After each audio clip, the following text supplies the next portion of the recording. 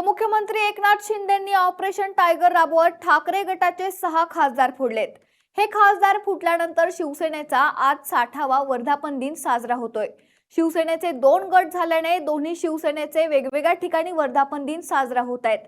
शिंदेंच्या वर्धापन दिन साजरा होत असलेल्या ठिकाणी पोलिसांचा मोठा बंदोबस्त तैनात आहे।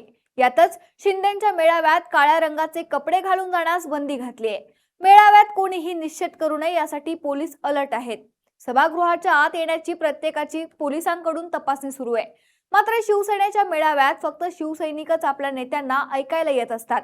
या शिवसैनिकांची एवढी कडक तपासणी का? शिंदे गटाच्या मेळाव्यात काळ्या रंगावर बंदी का?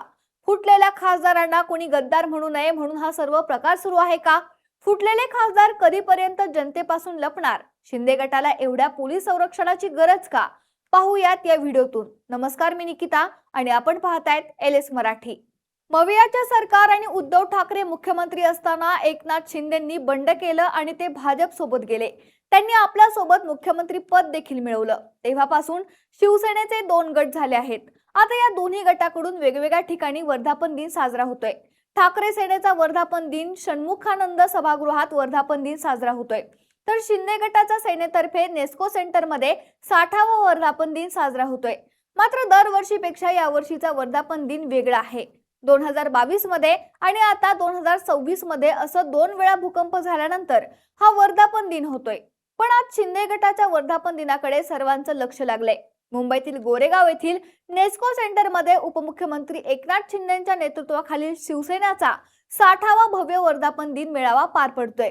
राजकारणातील अनेक मोठ्या घडामोडीनंतर आणि 2 वेळा झालेल्या मोठ्या राजकीय भूकंपानंतर होत असलेल्या या मेळाव्याच्या पार्श्वभूमीवर नेस्को सेंटर परिसराला छावणीचे स्वरूप प्राप्त झाले।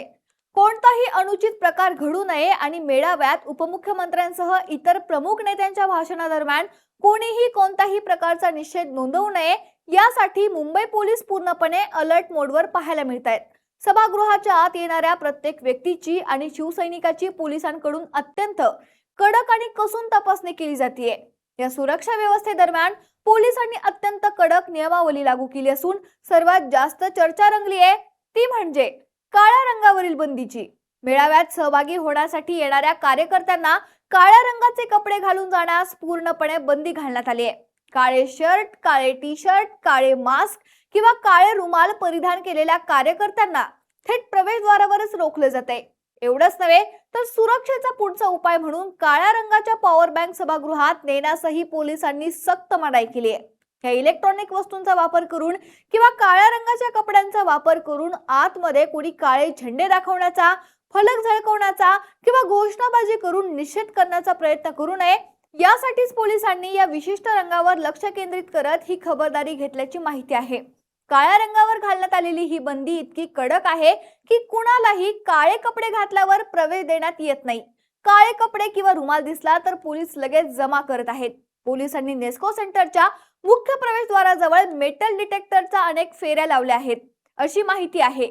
पोलिसांकडून कडक तपासणी केल्यानंतरच सर्वांना आत सोडले जाते।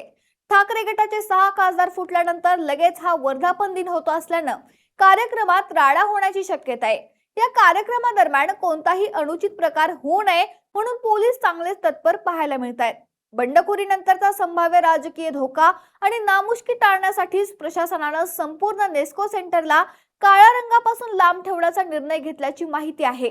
मात्र शिवसेनेच्या पारंपरिक आणि ऐतिहासिक मेळाव्यात फक्त आणि फक्त आपल्या लाडक्या नेत्यांचे विचार ऐकण्यासाठी येणाऱ्या हक्काच्या शिवसैनिकांचीच एवढी कडक तपासणी का केली जात आहे हा प्रश्न आता उपस्थित होतोय।